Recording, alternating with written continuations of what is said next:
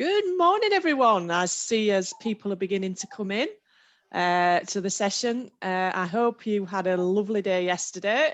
And now that you're coming into this, obviously, I'd like to have a very warm welcome to everyone on day 2 of this Sporting Heritage Conference. And this session's looking at sporting heritage and disability and women in sport. But first of all, we'd like to really thank people for the patience yesterday with the technical difficulties. The session we had to drop yesterday, unfortunately. These things happen in this virtual world. So the Sporting Heritage and Memory session has been rescheduled for those that missed out on it yesterday, and actually those that maybe wanted to join it but couldn't. And it's going to be today at 11:30. So everyone now should have a revised schedule. But if they have an updated code, if you haven't, please contact Fran and she'll make sure you have. So, just a bit of introduction. My name's Julia Lee, and I'm excited to chair the session today. My background is rugby league from Yorkshire and Hull, by the way, so you'll hear lots of 9s and 5s and all those sort of things. And I've been working alongside Bridget Power and the team as a scoping team, which you'll find out a lot more about in the session today. In 2019, Sporting Heritage received a Sport England grant to deliver a 3-year project, and this is what we're about to present today. It's to work with smaller and medium NGBs to understand their heritage collections with a real emphasis on women and disability. What we've found out there that there's so much heritage that we've just not heard of, or people know but they're just not sharing. So it's just really exciting for us to begin to this project, and we're already, you'll find out, unearthing some amazing gems. This session will tell you a little bit more about the project, update you on the progress, and let you know how you can be involved. There are 4 programme outputs which will be discussed in more detail. One's about the scoping, so that's the work that Bridget and I did. And then there's about the digital toolkit, which Katie's going to tell you a lot more about. We've also about creating a network for more people in NGBs to share their memories and what's actually happening out there, because there's such a rich history out there. And then we're actually sharing it out there and actually getting out there. So Russell's here to talk more about how we're able to tell you more about what we're doing through podcasts and various other mediums. So this year, Bridget and I have been contacting and talking to NGBs to find out where they are with their heritage, identify what they need to help and support. We've identified key people in each NGB to begin to develop a network to share and celebrate the stories more widely. And we're really going to look forward to sharing that with you. Alongside, Katie Kavanagh's been developing a digital toolkit to provide high quality, easy access heritage advice and guidance, which I am in particular very excited. I have a whole host of rugby league memorabilia that I just need to show people. So, and keep it safe, keep it safe. As we've begun to uncover the history and gems and developing podcasts and stories to make them accessible. So Todd's going to tell us a lot more about the podcasts and how you can access them. He's also going to touch on new data about the growth in podcasts consuming, particularly during the pandemic. I know I wasn't in podcast world at all, but I am now because of the pandemic. The aim of this project is to empower NGBs to become custodians and disseminators of their own heritage, because it is just such a rich history. You will be given an opportunity to ask questions in the chat feed. So please, please, please, as we're going along, ask your questions. It's going to be after everybody's spoken. And then you'll have an opportunity to ask your questions. So we're going to keep an eye on that as we're going along. So I would like to welcome the panelists. I'd like to welcome Bridget Power, who's working with me on the scoping team. Hello. Hi. Katie Kavanagh, leading the project in resilience and developing the digital toolkit. Hi.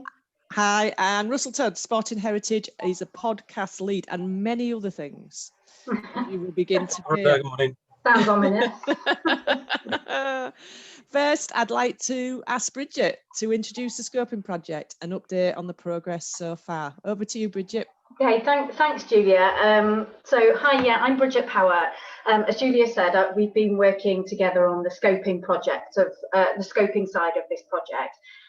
Just a bit of background to me. I'm part of the Sporting Heritage Cohort PhD network, and I do a PhD in rugby league heritage and how engaging in rugby league heritage links with social inclusion and things. So I'm particularly interested in kind of this, kind of women and disability heritage and uncovering these stories. So I've got a few slides. So I'm just going to, NGB, National Governing Body. So, every sport, thanks Emma for the question, every sport has a national governing body. And so the aim of this project was to engage those national governing bodies more in their heritage than perhaps they are doing at the moment. And I think it's quite interesting. So coming from the museum sector, we work a lot with people who understand collections and access and that kind of thing, and NGBs less so, I think, and that's been something that I'll go into actually during my presentation. So I'm just going to share my screen.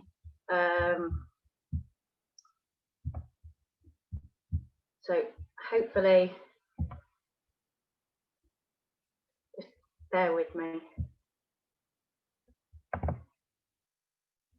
Right, so hopefully everyone can see that. So yes, so as Julia said, the aim of the project was to, in particular, engage NGBs and their associated clubs in looking at their history and trying to uncover what kind of collections they might have that weren't out there in kind of museum and heritage world that we know about. So obviously on the Sporting Heritage website, they have an amazing kind of mapping of collections from all over the world, really, and we were really keen to add to that from NGB's point of view. So this, as well as NGB's, it extends to their clubs. So, for example, working with England Golf, they put us in touch with lots of their clubs, and their clubs wanted to participate in this project. And as Julia said, there's an emphasis on women and disability sport, so uncovering often, in inverted commas, hidden stories. A lot of these collections that we've been working with over the last few years focus almost exclusively on male, the male aspect of the sport, particularly in the bigger sports, I think. But it's not exclusively about women and disability. It's also just about trying to uncover what NGBs and their clubs might have, full stop.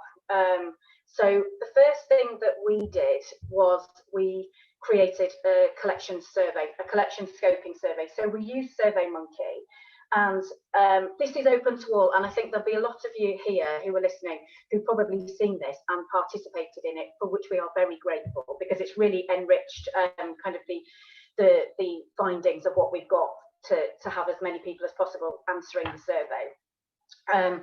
And we sent it to over 100 NGBs, but put out a general call as well.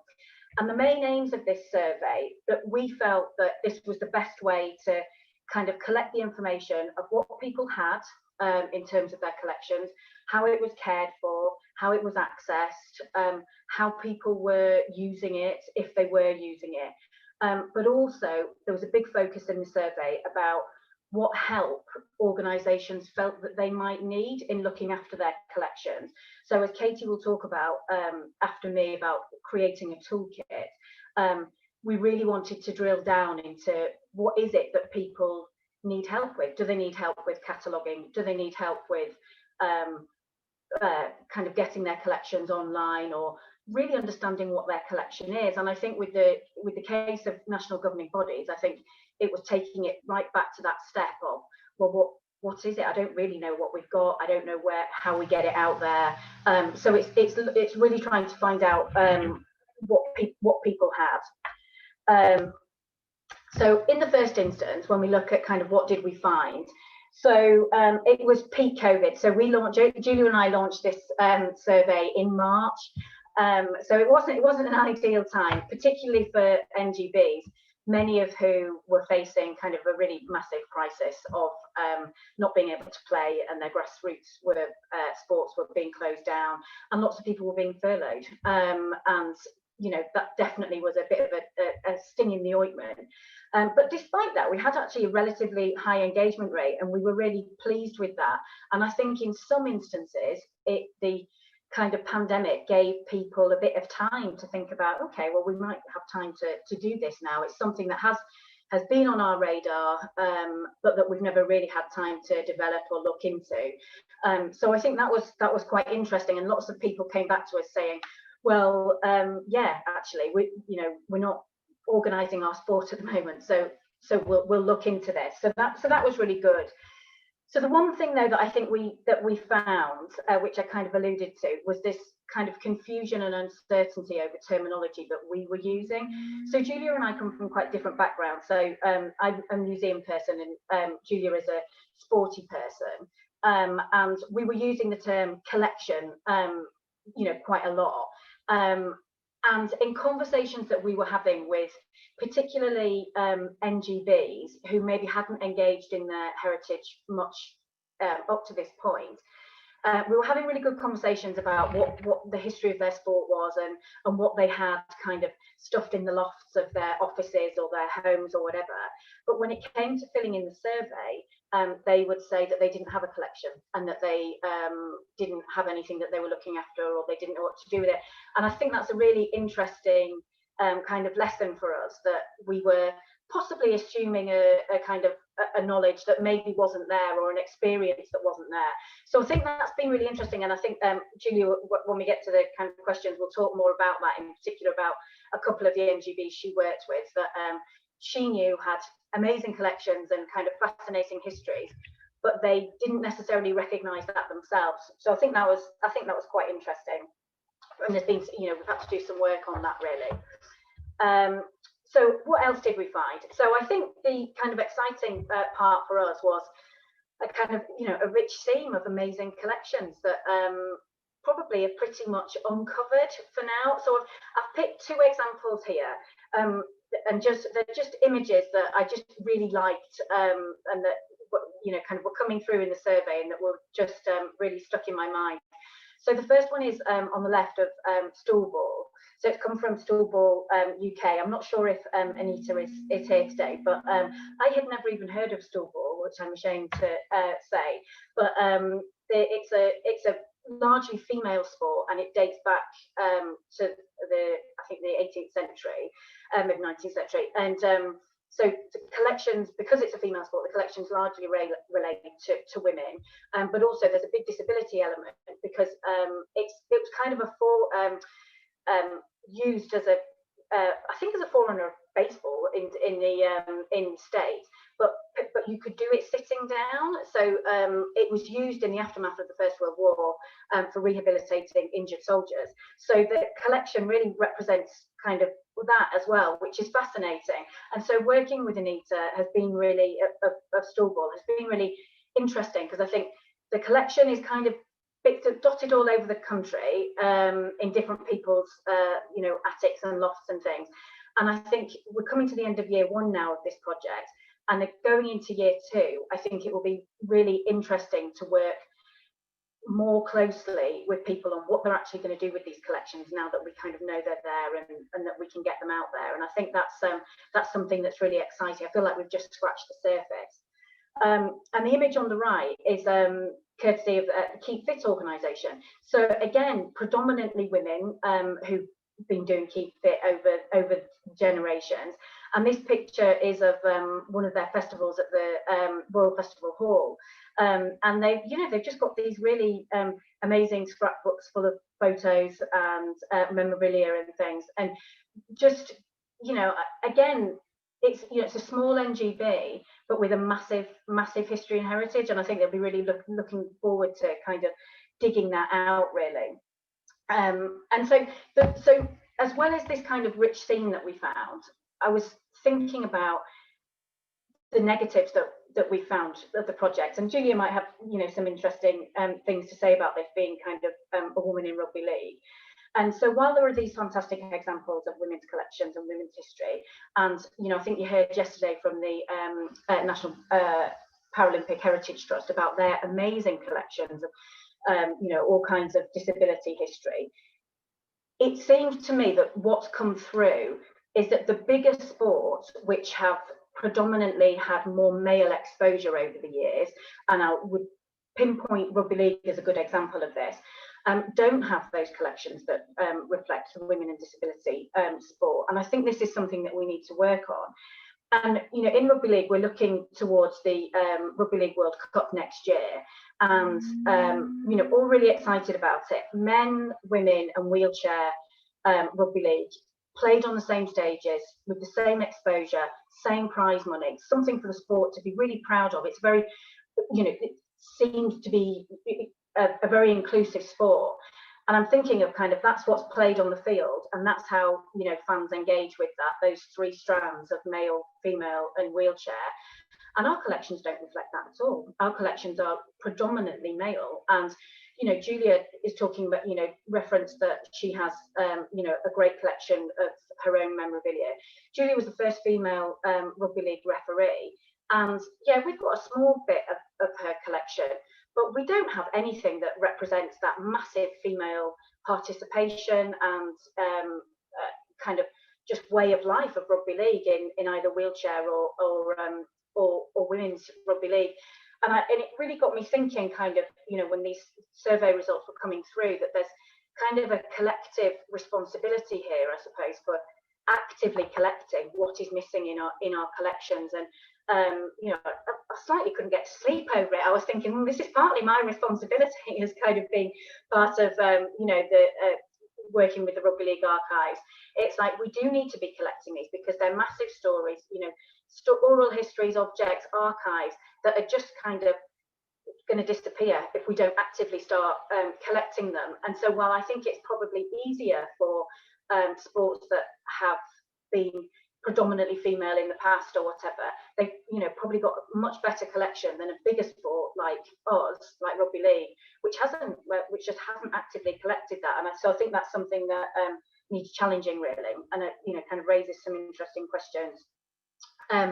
So the next stage of our of the project is kind of mapping the results. So the idea being that on the Sporting Heritage website, you can search for women and disability history, as well as under different sports and different locations.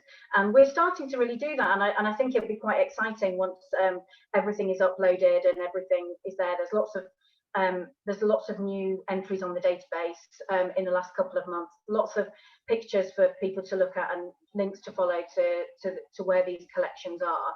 And we'll be developing that over the next year as well. And I think we'll just, over the next year, I think we'll just get more and more information and kind of deeper interaction with hopefully governing bodies and their clubs over this. So that's quite exciting. And so this last one is how can you get involved? Well, it's for everyone. So yes, it was, the project initially is focused on national governing bodies, but every sport has a national governing body. So it's, we're all involved in this and we've all got kind of responsibility for this. So please do get in touch if you think that you would like to be involved. One of the other things that Julia and I are working on is creating a network of heritage leads or heritage ambassadors in NGBs, because I think it would be really beneficial for people to have a network of people that also maybe have never done this kind of thing before, or who are facing the same kinds of issues as each other, just to be able to kind of talk to each other and talk to us about what help they might need. And so get in touch or go online for the survey. But we'd love to hear from you because we're really committed to getting as many collections out there as possible. So thanks for that. I'll hand over to Katie, who will kind of tell you about the next part of the project. I'll just stop sharing.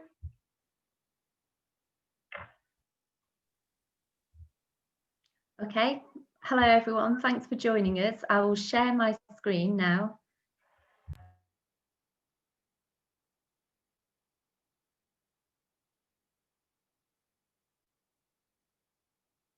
Okay, so hi, I'm Katie Kavanagh and I've been brought into the Sports England project to look at developing the digital toolkit for youth. I've got a background in museums and the care and management of collections, and that's why I was kind of brought in to do this part of the project. As Bridget's already mentioned, the scoping project has been invaluable for kind of mapping out where those collections are and the different needs that people may have with regard to identifying collections and caring for them. So my scope is to create this digital toolkit, and I'm just going to talk through what that's going to look like, why we're doing it, and you know, how you can get involved with it too.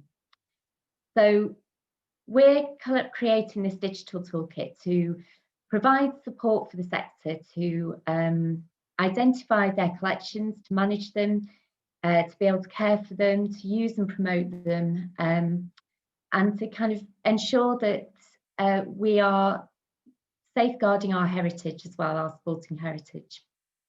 So the digital toolkit we're devising this so that you have the tools to ensure that this is happening, and that you have advice and guidance to be able to do this properly, and to do this in a way that suits you as well and to your needs. So the toolkit is going to aim to create this access to advice and guidance for you. So there'll be a forum there for you to be able to ask questions if you need to. You'll have access to experts, and we'll be able to direct you as well to someone who'll be able to help you if we can't answer that, or if the toolkit doesn't have that. So we also want to ensure that we are providing you with skills and knowledge to be able to care for your collections and to be able to create access to your collections. So we want to do this through kind of raising your awareness of collections, to understand how you can develop your collections as well, what conservation needs there may be and how to identify these, and also how to preserve and care for them. The toolkit will also have resources there for you to be able to access them all in a one-stop shop. So you'll be able to find templates to download and use to be able to document your collections, create an inventory, manage them properly. And there'll be links to further resources and web pages that you can go to as well to further develop your knowledge and skills. And we also want the toolkit to be to promote your safeguarding and advocacy of collections as well. And we think this is a really important part of the project, because we know that there are collections that are at risk out there, and we don't want to lose those collections. And we want to make sure that you're able to get advocacy for those collections. You'll be able to promote them, you'll be able to use them, you'll be able to kind of let people know the significance and importance of your collections. So we're still scoping out, we're still in the process of scoping out the content of the toolkit. So we're in very early stages of developing this. But we're sort of basing this toolkit on the responses and input we've been getting from the survey and from the individuals and organisations who want to be involved. So as Bridget has already explained, the scoping process is essential in ensuring that we provide the right level of information on the topics that people and organisations feel that they need or they want to know more about. So at the moment, the proposed topics for the toolkit so far are things like governance. So this will provide information on how you can create yourselves into an organisation or a charity to be able to further care for your collections, and sort of the different, and it will kind of give you the different options for which type of governance you think would be best for you. Funding, a really important part of what we're doing is ensuring that you have knowledge of what funding streams are available there, how you'll be able to access this funding, advice on how to create and complete successful funding applications, and sort of help and guidance into how to do that. Collections management, this is a really massive part of the toolkit, collections management in care. This will look at how you can care for your collections better and the importance of knowing what you have and how you can develop your collections to become a valuable resource for research, exhibitions and further inspiration as well. And also that how to, like I've mentioned before, how to develop those collections. So how you can build on what you've got, how you can identify what you haven't got. So particularly with regard to what Bridget was talking about with disability and women's sports, you know, how do you then access those areas that you may not be as strong on in your collections, and how you can develop those so that you are a broader collection that covers your sporting heritage. Collections access, how you can create access to your collections safely and how to increase the understanding of the importance of your collections. So by collections access, we mean lots of different things. There's physical access and there's intellectual access. So it's breaking down those barriers of I mean, we've just had that instance, haven't we? We're using the NGB to talk about national governing bodies. Now, it's those sorts of barriers that avoid people, you know, kind of create that stop for people to be able to understand better. So it's about those intellectual access of how you break down those barriers so that there's a greater understanding for people who aren't in sports and don't understand the sporting lingo that you have. A bit like me, really. I'm not as knowledgeable about sport as the other three panelists here. So it's about seeing what your audience is, but also broadening your audiences so that you remove those barriers to broaden those audiences.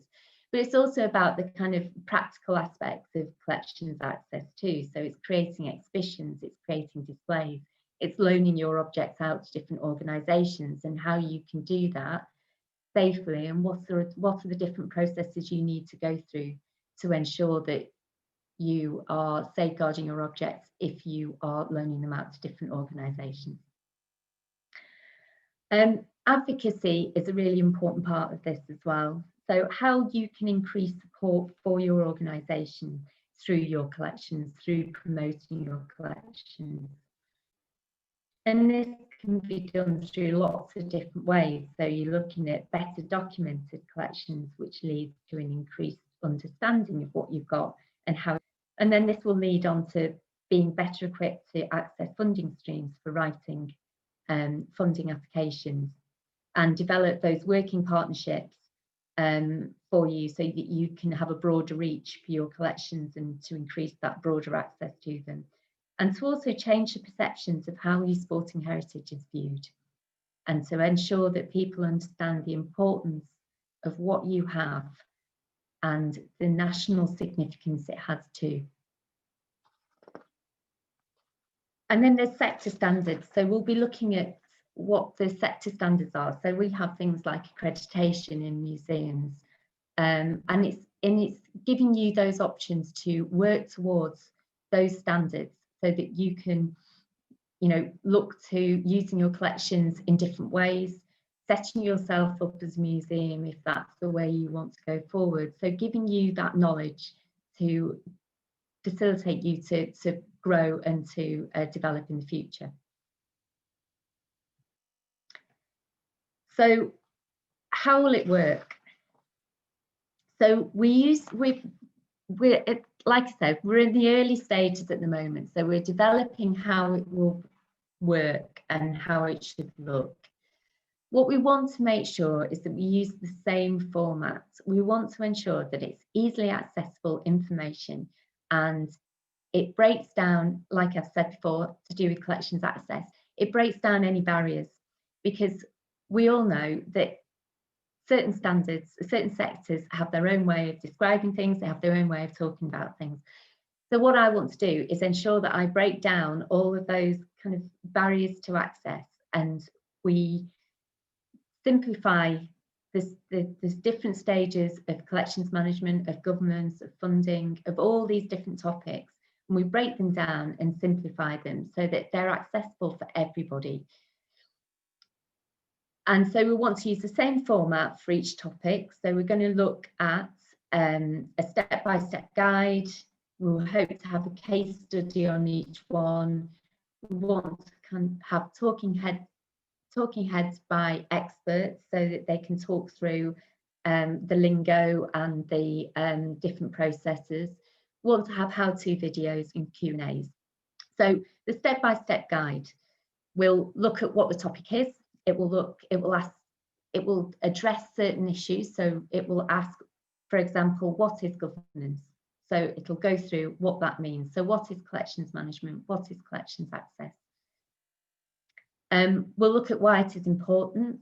So why is that aspect important to what you're doing or to what your collection is?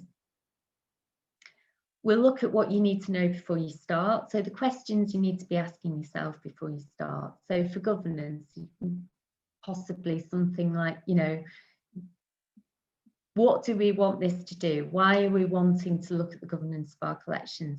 What do we want the governance to do for us and our collections? Where do we want to go in the future forward with our organisation, which will all mould the direction you go in and which type of governance you would then choose for your organisation.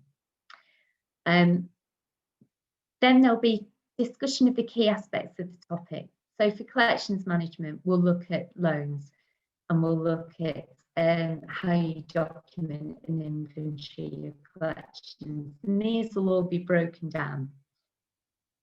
And then there'll be templates that you can download and you can use. And then there'll be links to other resources and websites too. So that will be your step-by-step guide. And then we want to do case studies because we feel that case studies make it real. So you can look at something and you can do the step-by-step guide and you can do all of that.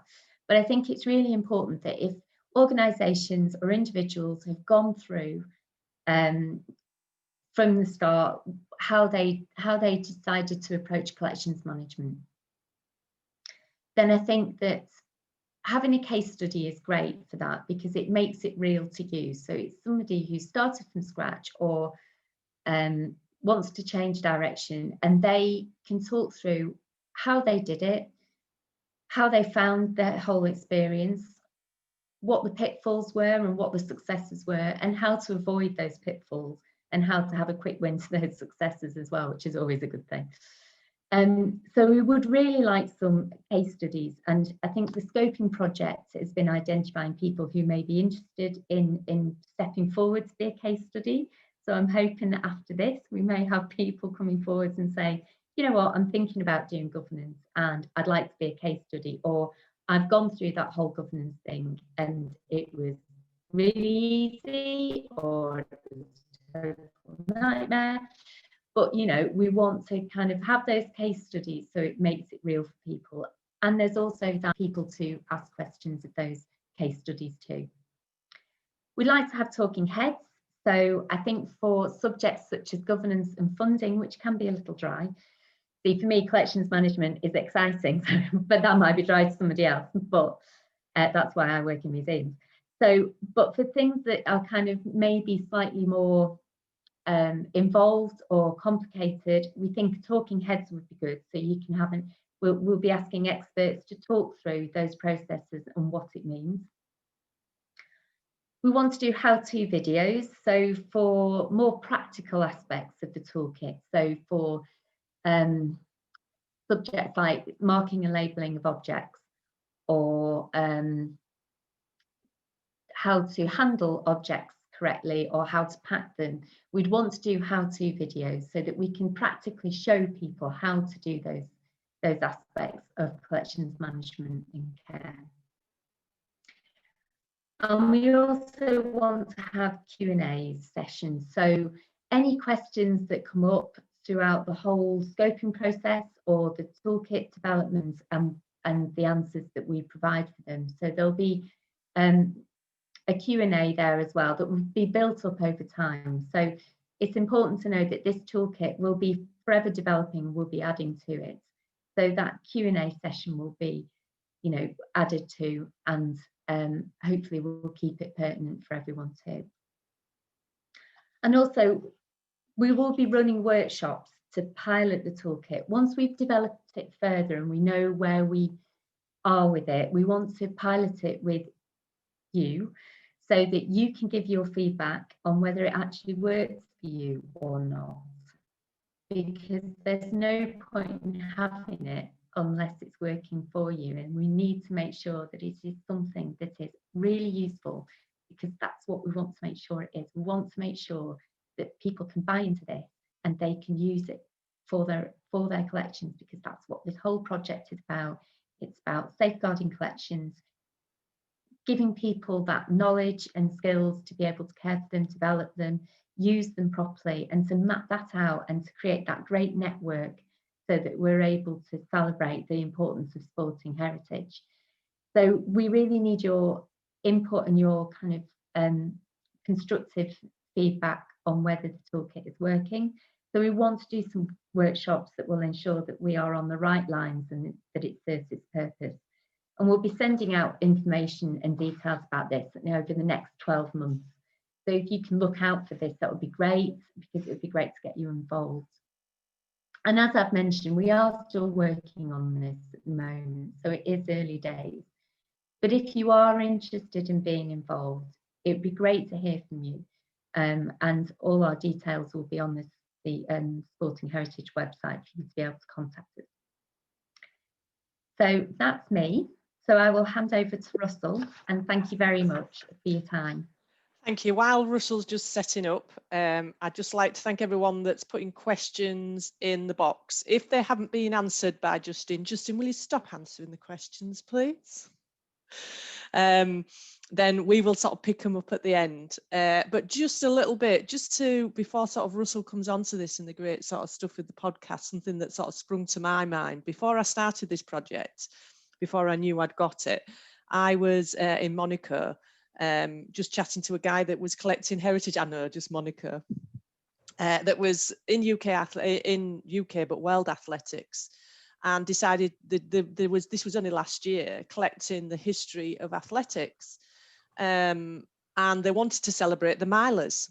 And then they suddenly found, so Roger Bannister was being celebrated for breaking the 4-minute mile and everything. And this woman stood up, who was the daughter of a woman called Diane Leather, who 2 weeks after Roger Bannister broke the 4-minute mile, she broke the 5-minute mile for women, yet nobody knew of her. And even to this day, her name is not celebrated. So that just put a real passion to me about, the world of sport and national governing bodies. They've got some fantastic history that we just don't know about. And it even gives me goosebumps now. Her daughter presented some gold boots that her mum had run that 5-minute mile in.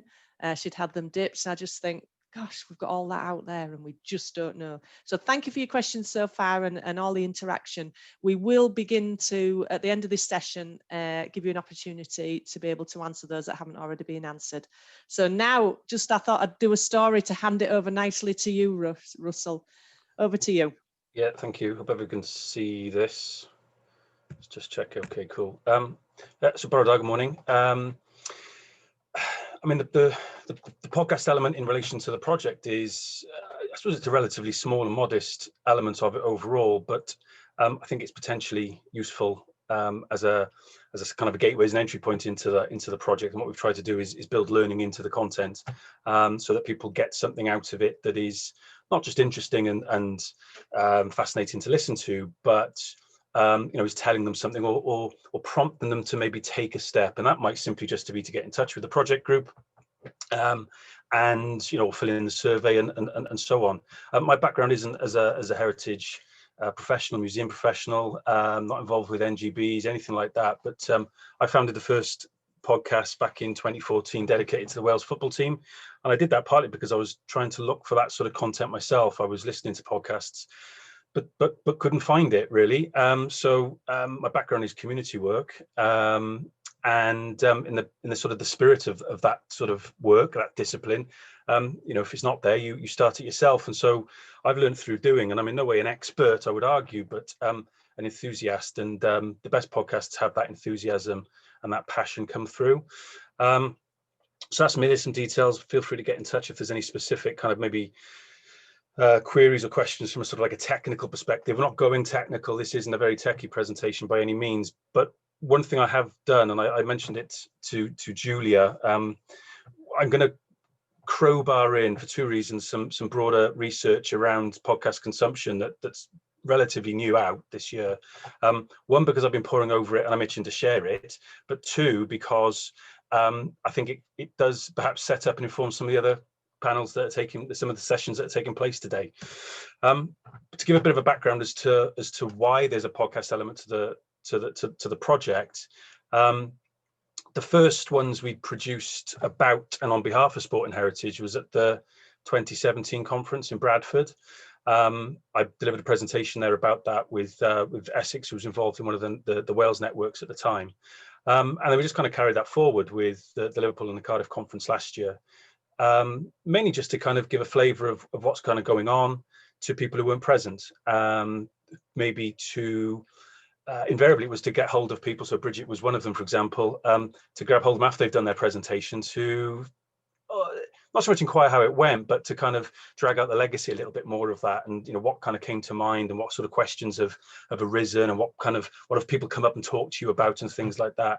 And it just creates a little bit of an energy, an additional energy, and a bit more of an immediacy about what's been taking place. But as I said, just maybe drags out only a little bit, but a little bit of legacy to each of the events, particularly for those people who weren't there. And there's always things that you don't necessarily get a chance to listen to, or you've got to dip out and you miss, and things like that. So it can work as a little bit of a recap as well. So there's a practical element.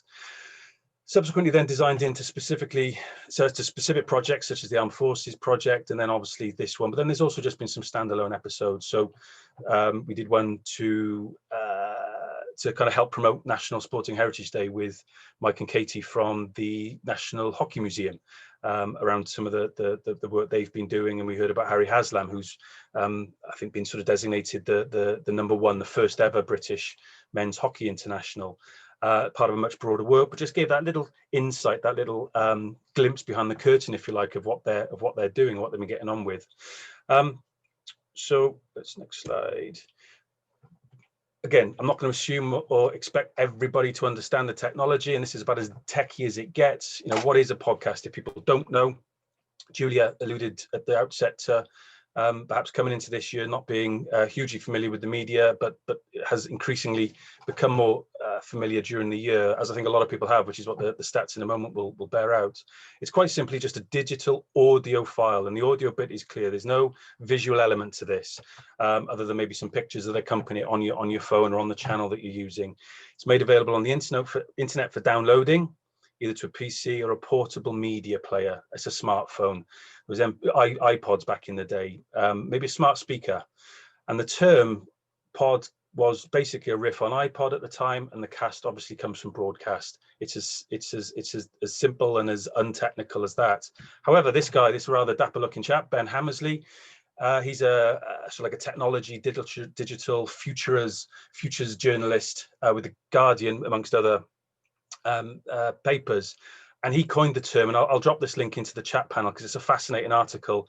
He's credited with coining the term in 2004, and essentially that story is he's done a piece on podcast, a very, very nascent medium at that point back in 2004, and he's filed his piece, at the 11th hour, very, very late in the day, ready to kind of clock off, and his sub-editor comes back and says, we need a bit more. What are we going to call this? What are we going to call this stuff, this media? And he tosses around a couple of terms in his mind, and then he goes with podcast. But in the article, it comes up with a couple of the other examples that he might have thrown in, and which we might be using today. It's become quite ubiquitous in some respects, in digital media terms. But I'll drop the link in. It's a fascinating article. But he's responsible for the term, if not necessarily the media. So yeah, the data I mentioned. I just need to move my screen so I can see it all myself. In terms of the adult population, and these are from Ofcom, this data, and it's from early September, so it's pretty brand new. 2019, 12.5% of the UK adult population listened weekly to podcasts. Now that might be just one a week, or it could be dozens a week, but just listens, and that's increased to 16.1%. So that's what's that? Is it a third? I'm not very good at maths. Of an increase, albeit from a small base. You're talking about 1 in 8 people listening. What's interesting with that through the year, through the pandemic, is that the age group that accounted for most of those listens previously, they're actually falling. So there's a theory within the report, which is much bigger, that they spent more time this year listening to music being streamed, for example. But what's interesting, and what might be of relevance and of interest to people listening to this now, is that the age brackets of sort of 45 plus have increased listening during the last year, and over half of listeners have started listening in the last 3 years. I think what's interesting as well is there's some evidence out there that suggests that once people start listening to podcasts, they tend to get into a habit of listening to them. They can become quite a dedicated listenership. They're always seeking out the next episode or something that's similar, and that's an important thing to bear in mind. So if you are looking to start your own media of this nature, align with others. Let other people know that you're intending on doing this, because it tends to work in that kind of pollinating sort of way. This statistic in the report is one of those ones I've had to read 3 or 4 times to say, have I really read this properly? Have I interpreted this?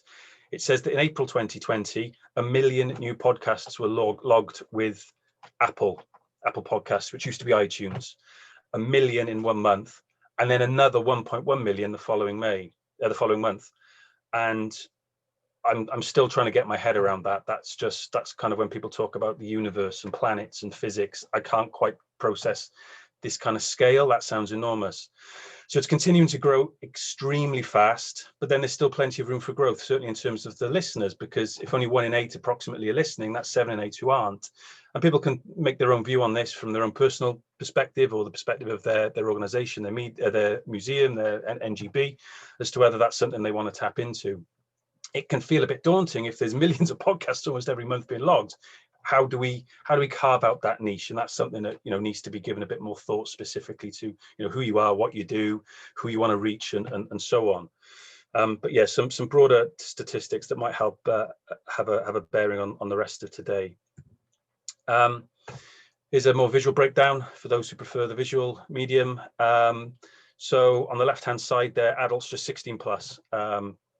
12% there listening to podcasts, a quarter listening to music streaming services. And one of the reasons why we went on to Spotify with the Sporting Heritage ones, that was the first platform we went on to, other than SoundCloud, which is where we literally host everything. We then stream it across to Spotify, was because, well, that's where people are. Clearly, there's the evidence to suggest it. Moreover, that's where younger people are, 16 to 34.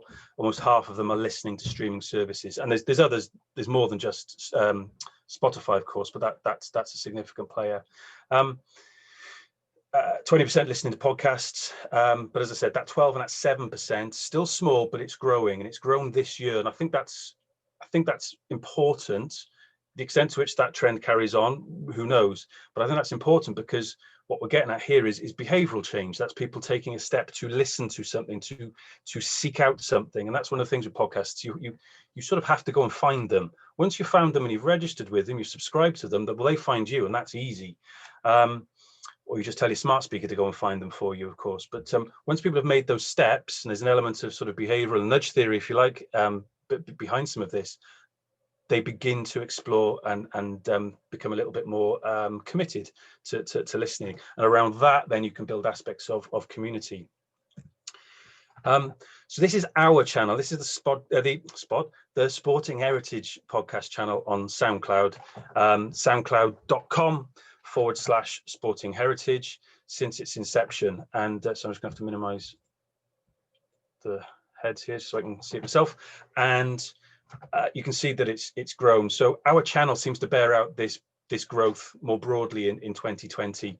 And I would imagine there's very few podcasts that, to a certain extent, don't follow this sort of trend.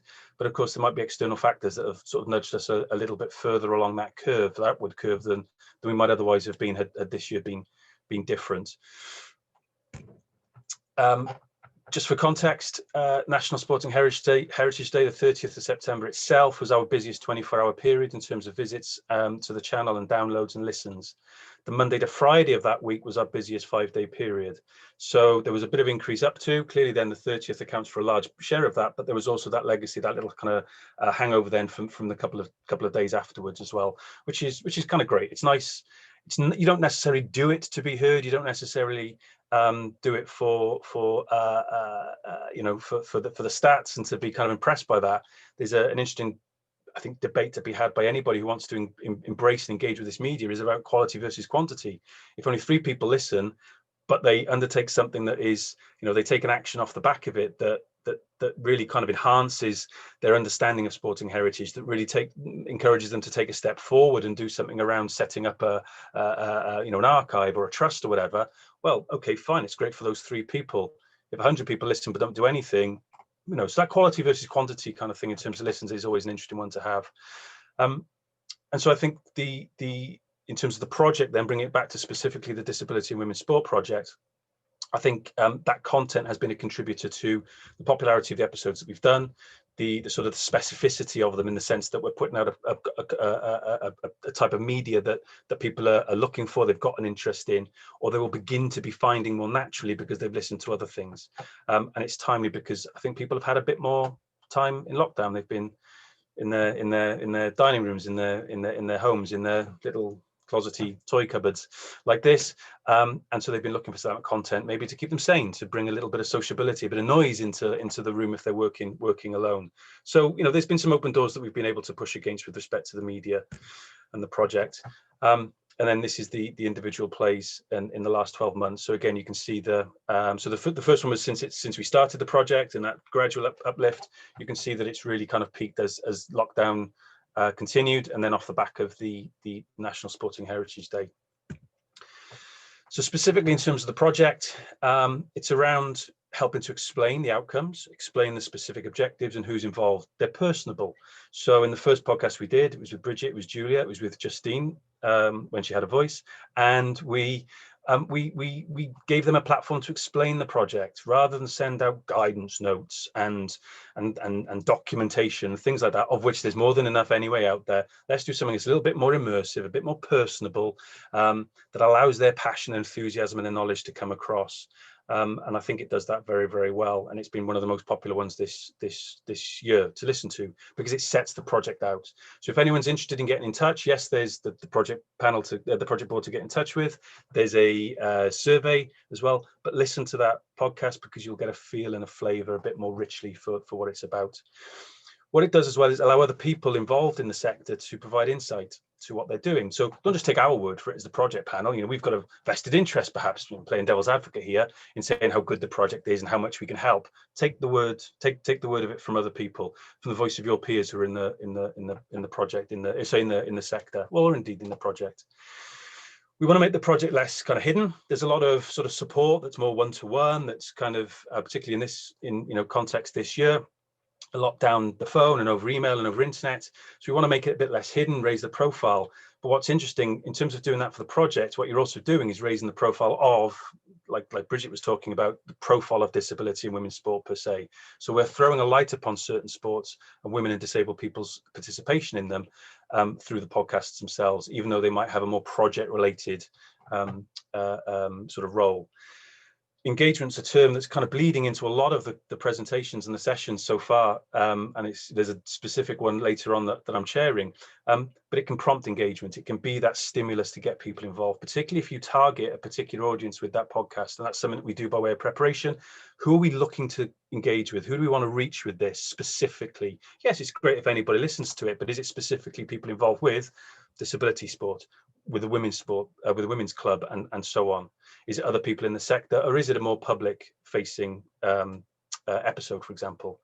And I think lastly, and I say this too in all sorts of contexts, when I do this in a community work context or with people in the third sector and the voluntary sector, they're a great way of demonstrating your values. This is not, don't just, this is what we mean. This is what really motivates us. This is kind of intrinsic to us. Take it or leave it. Our commitment to values of fairness and inclusivity and equality and things like that. It's a great medium for doing that.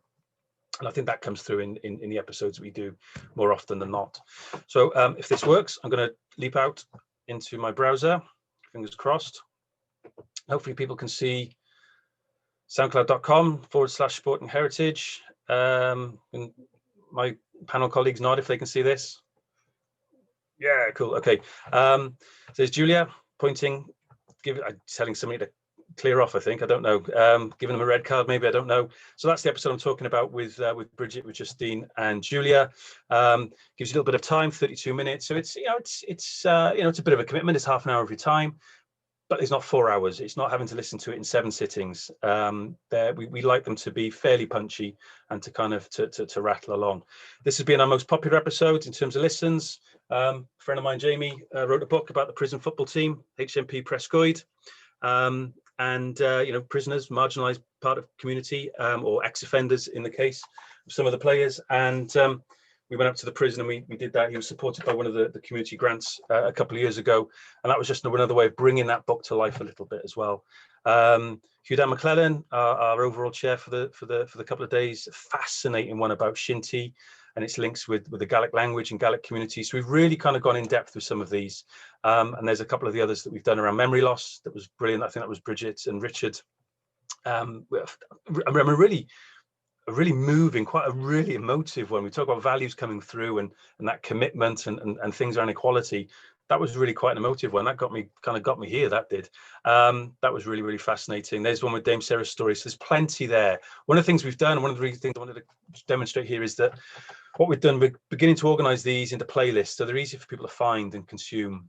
People have a particular interest in some things over others, and that's fine. If armed forces isn't your thing, that's great. But if you're really interested in disability and women's sport, you can easily navigate and find the channel, the platform, and find the specific content. And one of the things we're encouraging people to do increasingly as well is to like them, is to leave a comment. The more you do that, the more SoundCloud goes, oh, people are engaging, people like this. They then push it more themselves, and that's how you reach a broader audience who might not yet realize that this is there. Right, now I've got to go back into my presentation. Okay, people see that, hopefully? Hey, cool. Very, very briefly, we've been doing them online because we've had to. Ideally, we'd all be around a mic. You see the whites of other people's eyes. You see the body language. You begin to realize with podcasts, particularly being done over the medium, over the internet, when you're not seeing people, you can only hear them, how much communication is non-verbal. It's that physical body language. So that's a bit tricky. So we try to get people at ease. We try to maybe have a chat beforehand and things like that, and maybe spend 5-10 minutes getting into the swing of things. But literally all you need is your laptop. Even a phone can do it. A pair of headphones, ideally. I set it up on a platform called CleanFeed, which is absolutely brilliant. And then I use Audacity, which is free software. CleanFeed is free. There is a pro £15 a month tariff as well, which gives you a couple of little extra features. But then I use Audacity just to knock them into some shape, give them an edit, maybe drop some music in. Hugh, for example, with the Shinty episode, provided some fascinating clips that had already been produced. Drop that in to kind of give a little bit more kind of production value. Fairly straightforward, fairly simple, but like anything, it's easy once you know what you're doing. And I recognize and if you're coming at this very, very new, it might seem a bit daunting and seem a bit technical, but none of this stuff is particularly expensive, and much of it you've already got. And what I say to people, particularly in community work, if I'm doing this, these things are brilliant. Particularly iPhones. The microphone, this isn't an iPhone, this is Android, but the microphone on an iPhone is a very, very good microphone and can get you some good quality audio as well. So technical, fine, cover all of that. You've got people to come in like me to edit them and all the rest of it. The key thing with this, and it's a key thing that comes through all of the presentations, all of the panels that we've had in all of the conferences, it's nothing without people. So we assume that people are new to podcasts generally. They don't listen to them, probably never taken part in one. But what they do have is tons to say, and they have tons to say with knowledge, with authority, with passion, that E word again, that enthusiasm. And I think one of the problems that we have, it's a nice problem to have, is that they have too much knowledge. They have too much passion for what we want to be maybe a 10, 15, 20-minute episode. This isn't about the entire history and heritage of rugby league in this episode. We can't possibly cram it in. So what do we want to leave out? Let's focus on what we want to specifically achieve. So I go through some of the preparation with people in that in order to really kind of nurture the specific focus that we want to have, and to give it some shape and give it some structure. And so, like I said, the preparation is key. What do we want to achieve? Who do we want to reach? And have that specific focus. But what we don't want to do is overly script it. We don't want to kind of nail it to the floor, and it's sort of like a checklist that we go through, to have the opportunity to meander and to navigate the conversation as we tend to converse naturally, and to go off and to be really motivated by it or stimulated by a particular point that somebody makes. And you want to sort of plow that furrow a bit further. but without having no structure whatsoever, that we forget what we're talking about in the process. So we have a crib sheet. There's just a little example of it. Welcomes use it as a template. It's open source. I'll stick it out on Twitter if people haven't already had it via email. Not precious about it. It works to plan the content, both for myself as the producer of these, but the participants. It's also useful just as a series of prompts. Let's not forget the funder. We've got to mention the funder and thank the funder. So you get all of those prompts in there as well. The number of times I've invited people to say what their Facebook page is, what their Twitter handle is, and they've gone blank and they can't remember. So get it all down, scribble it all down. It's also very, very good. I'm increasingly finding, I didn't do it for this or prepare it in this way for this purpose. It's also good for securing permissions. If guests need to go up the management chain to get permissions to take part in a podcast or go through their comms colleagues, to secure that involvement is potentially handy as well, because they're then a bit safer in their mind as to what's going to be covered, who's going to be targeted, where is it going to be hosted, and so on. Some personal highlights. I saw a comment dropped in a little bit earlier. I forget from whom, sorry. I think around the history of Winter Paralympics. Somebody had used the time this year to probably crack on with that task they'd always wanted to get started or complete. Catherine Fielding from Goalball UK. I don't think Catherine's with us. I went through the participant list. Bridget was talking about stool ball. I wasn't particularly aware of goalball until I realised I was, because I recognised a couple of the people in the stills that she sent over. A sport played predominantly, but not exclusively, by people with visual impairments and who are blind. And she talks about how lockdown had provided some of the time, but not just time, downtime, some of that space to really kind of reflect and ponder and sift through what's important, where to start, to sort of tackle that big thing called heritage of her sport. And I thought what that was nice was, I suppose it's maybe only a very faint silver lining to a very dark cloud this year, but she got something out of lockdown. There's been some dividend to what's been a difficult year for a lot of people. I really enjoyed that episode. You know, for all of Dame Sarah Story's sporting achievements, and they are numerous, and still continuing to grow, I'm sure. We meandered. So I talked about, you plan everything, you have some structure, you have some focus. We meandered with her topic, and we ended up with her episode, and we ended up talking about the swapping of badges and pins and towels that these elite athletes do. So for all of the focus and the training and the commitment and the competitive edge, there's also this nerdy thing. And I had no idea about this. I'm familiar with kind of swapping shirts at the end of sort of football and rugby games, perhaps, but I didn't realize that this is what elite athletes did. And I thought that was a great glimpse behind the curtains of elite sport and elite competition at Olympic and Paralympic level. So I quite like that. Had no idea we were going to be going there. Had no idea, we hadn't planned that, but that's just kind of how we ended up going. This is for Julia's benefit. She touched on the first episode, the one that's, again, is just about introducing the project, about her pioneering refereeing career in rugby league, both in the UK and in Australia. So she sent a few images through and touched on some of that, but we need to get that down, Julia. Okay, and we're doing this publicly now. Commitment from you now. We're going to have to get this down as an episode in itself, because I'm fascinated. I'm fascinated by that on a personal level, but I'm sure other people would be as well.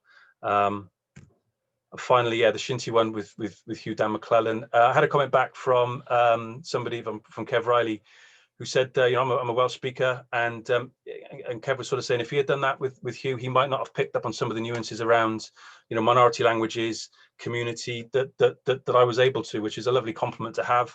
Again, it wasn't designed in; it was something we had, but that was a really, really fascinating episode, and one that opened my eyes. And there's not an episode I have ever done, whether it's about the Welsh football, whether it's sporting heritage, whatever, where I haven't learned something as well. And they're a great tool for keeping you fresh and keeping you open to new ideas and new perspectives. And that's something I thoroughly enjoy and will never stop enjoying when I'm helping people make these.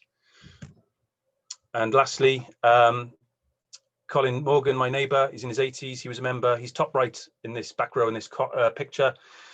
He was a member of the athletics team of Aberystwyth University in the 1950s, and I was a student there in the 90s, and we were just sort of reminiscing. He was having to shield all through the year. He's kept himself to himself, very sociable, very active, still in his 80s, individual, loves walking, not running anymore, but loves walking. And I think he was finding the lockdown a little bit tough. So I said, well, how about we do a podcast? Keeps me busy, keeps you busy. and we recorded via internet, even though we're neighbours, and he loved it, and he's now telling me that he's listening to more podcasts himself. So there's been a digital literacy uplift in our little corner of Cardiff, if nothing else, during lockdown. But in reference to women's sport, he does touch on, sorry, and I should say there's an episode in Welsh and an episode in English as well.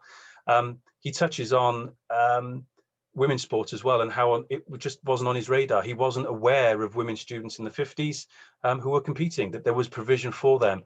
He says he assumes it was taking place, but wasn't particularly prominent, which marked contrast to when I was a student in the 90s, and I'm sure there's probably even more sports available for women and women's societies, and probably disabled students as well. But that in itself is a little nutshell as to maybe how society has changed from the 50s through to today. So there's a little bit of something there in terms of women's sports, and that's with Colin. And I think that's my final slide. So diolch yn fawr, thank you. Thank you very much. Thank you, Russell. And I will commit to telling a bit more about my story. I know there's a few people asking me at the moment because I'm so busy collecting the history of women in rugby league, I've forgotten to collect my own. But I will commit to that. And thank you for those great stories. Interestingly, about sort of women and sport, something that we uncovered, Bridget and I, was around the civil service and what the commitment they had to sport, and particularly women in sport, right into sort of the beginning of the 1900s. And the fantastic images of women participating in all sports. And again, on the website, we've got some brilliant stuff. And I think it's over 100 years they were committed, and the forming of governing bodies from the fact that they did commit to sport in the civil service, and they have a big part to play in the formation of the FA, the Football Association, and athletics. So it's just fascinating. I don't know if everyone, I mean, there's been some really good debates in the chats around, particularly about Diane. I'm so pleased that I mentioned her, and someone's mum, actually, I'm just trying to get into the chat now. Someone's mum actually ran with her when she broke the record. Wow. How ace is that? Isn't it great? That's Stuart. How fantastic, beginning to open things up, and obviously Birchfield Harriers is where she ran, so they were very aware of it, but actually the world wasn't, which I think is just so important.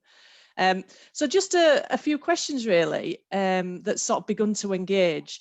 Bridget, just to you, I know the world of national governing bodies is very open to you now, and you understand about governing bodies, but sort of coming back from a museum background, how can you sort of explain, there's a lot of people sort of in the audience now that actually collect sport memorabilia but are not aware of the national governing body and the help and support they can be. So just linking this project, I'm just very aware where you know the project's committing to work into national governing bodies of sport, but actually there's such a rich heritage through sport. So what's sort of your advice for those that are doing some great stuff but don't work with the national governing sport, or how can we begin to link that up? Yeah, I think that's a really good question. And I think before I worked in rugby league, I had no idea about national governing bodies and what they did and what their job was.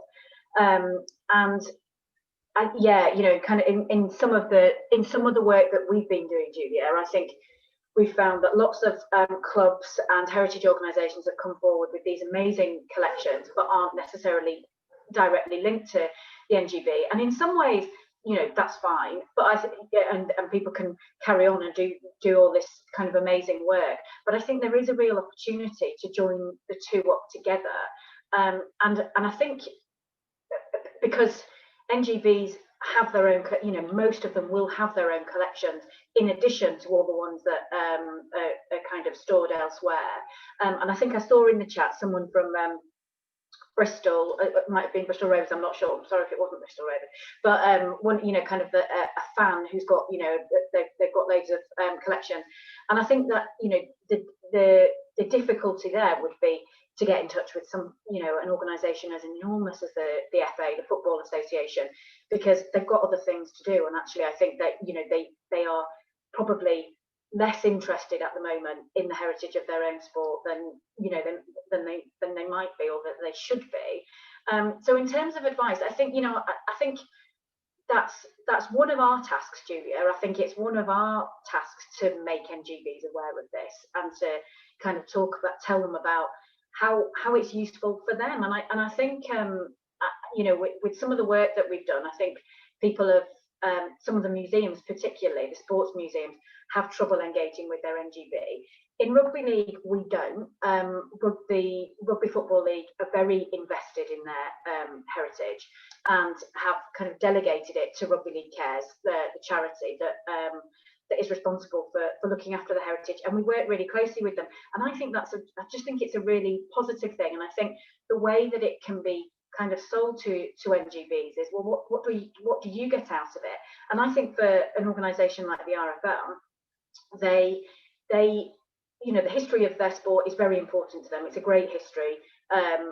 And what they do in their induction, certainly when I started work there 5 years ago, they give you a history lesson. They give you a history lesson on why that is important to what makes the sport today. And I think it just invests their employees in what they're getting involved in. And I just think that's really important. So I think if you can get in touch with your NGB and kind of match up together, that's brilliant.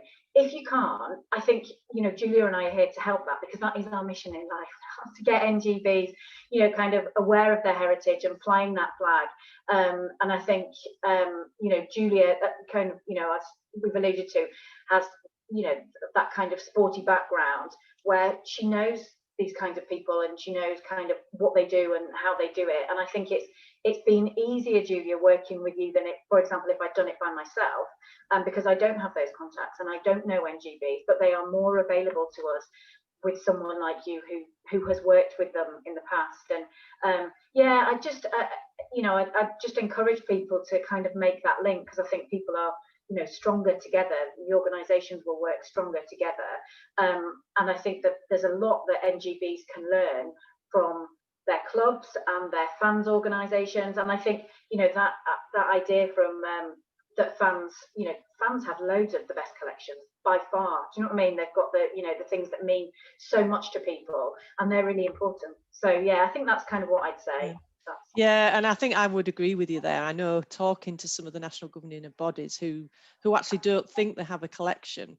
However, when we say, well, do you know a super fan who's got a loft full of, you know, memorabilia? And actually Judo came back to me and they'd found all the minute books in somebody's loft, right from the 18th century, that they didn't know about. So, you know, and they want to know about that, and they want to, you know, find out the history. So yeah, definitely, I couldn't say strongly enough how important it is to begin to cross-fertilise and share, because I know some of the national governing bodies are saying we don't know where it is, or it is in somebody's loft. Table tennis, for instance, there's 3 or 4 people, again, that have the history of the sport at the fingertips, but they're not quite connecting up.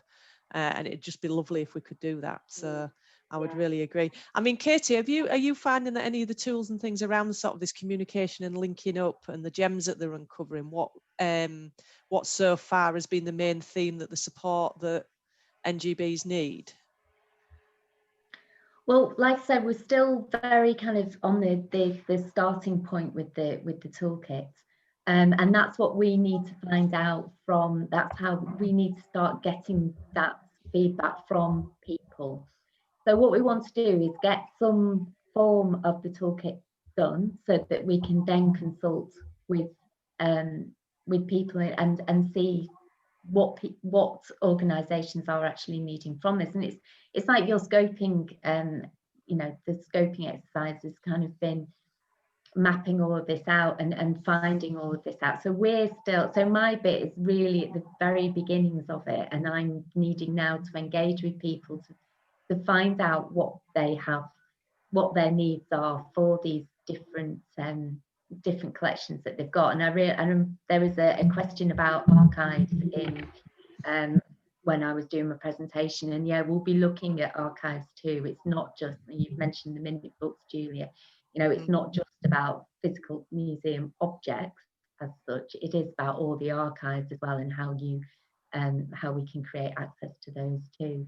But yeah, I'm at the beginning of my journey for finding out what the needs are of people who have, you know, boxes of things in their attic or boxes in their garage, and that those are the people who I'm wanting to engage with, to make sure that I'm creating a toolkit, that this project is creating a toolkit that is right for them, so they they can access the information that they need in the way that they need it as well, to then help them work out what they've got, what they need to do to make sure that the collections are safeguarded and not at risk, but also how they can, you know, shout from the rooftops about it as well, and you know, promote what they've got and celebrate what they've got, because all of these collections, and like you've said previously in the you know, Bridget, in your presentation, you know, people aren't aware of the significance of what they have, and I'm hoping that the toolkit will also help to raise that awareness of just how important these you know, objects are that people have, or these archives are that people have. Yeah, thank you, Katie. And absolutely, and that's what we're finding as we're beginning to work through it. Oh, you're going down a storm, Russell. We're getting loads about you. They're loving it, and podcasts. A few specific questions, Russell. Did the podcast research you cite have anything to say about the popularity by the length of podcast? So it does, not as much as I was expecting, actually. And previous radar, so Ofcom radar is more like the radio data monitoring. Radar does tend to, but so not a huge amount. There was also like a watermark. I thought I'd want to chuck all the research in as much as I'd like to. But yeah, so there's something there. So I'm happy to offline speak to. I forget. I did see the question. I forget who was asking. Yeah. Happy to go back and dig some of that out for people. What I tend to say more generally, which this might not kind of help, it sort of depends. So by that I mean, well, who do you want to reach? If you want to reach more of just a general public, a casual listener, then, you know, putting something out that's an hour and a half probably is going to be a barrier. Yeah.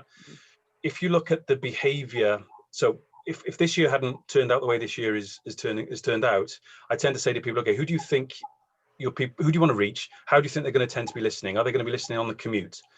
So 15, 20, 30-minute commute maybe. Are they going to be listening in the gym? Okay, maybe they want to go into something, but they're not going to want to listen to worky stuff in the gym. I mean, you know, so almost kind of segment and do that kind of sort of profile of who do you think your listeners are, potentially are, and then you work back from that. So if you want to reach other peers in the sector, well, then you can probably go a little bit deeper because, a bit longer, a bit deeper into the topic because you have that professional interest in it. You know, it sort of depends, but ask those questions, then work back, and then you begin to get an idea. The other thing, quite simply, is we talk about engagement. You know, ask them, what do you want to listen to? You know, do you want to listen to longer form episodes? Do you want to listen to things that are serialized? So there's a little bit this week, a little bit next week, a little bit next month, and so on. Or do you want them to be fairly random and happen as and when the opportunity arises? And then again, respond to that. Yeah. And there's something about frequency and about series and blocks of episodes. Just a bit about from your experience. Again, I suppose it's similar to what you've just said. Yeah, I mean, if you've got the time to plan, to record. So I often say to people, record at haste and edit in leisure. So if you've got some stuff, if you can kind of set aside a day and kind of get 3 or 4 done, and then you give yourself a month to edit them. If there's nothing time bound and specific to that month or that period of time that you've recorded them, of course, then that's fine. If you know you've got a deadline, so I think today, because my children went in red yesterday to school, show races in the red card today. Well, if you want to do something around Black Lives Matters, around participation of people of colour in sport, for example, and you want to put it out off the back of today, for argument's sake, well, then you might need to plan it 3 or 4 months ago. Who do you want to involve? Things like that. If you want to do a series, then you've got to maybe plan it a little bit further. So again, it depends. Who do you want to reach? Why are you doing them? Capacity, though, is that kind of, you know, underpins all of that. You know, if you don't have the capacity because you're everything, you're front of house, back of house, social media, bottle washer, and all the rest of it with an institution, with a collection or whatever, then that's hard. That's easier said than done, and I absolutely get that. And you know, most podcasts start small and grow. In fact, a lot start and then they fizzle out. because they get a bit daunted. And that's something I always say to people, you know, consider it maybe to rule it out and go, actually, it's not for us now, but we can design it into something maybe for next year, for a funding application, for our next strategic plan, or whatever that might be. Because there's nothing worse than starting something, realizing you've taken on too much, get daunted by it, get put off by it. The whole experience sours it as a medium for you, and you never want to come back to it. Capacity is a big thing. Yeah, and it's interesting, and there's some comments around how it captures voices and memories. I know I did a piece of work last year on women in rugby league and just the voices of them, and this is just a lovely way to capture that, isn't it, of history of sport from an oral point of view. So yeah, thank you. Interesting question, Bridget, and I'm going to throw it to you, and you and I might be able to sort of answer it together.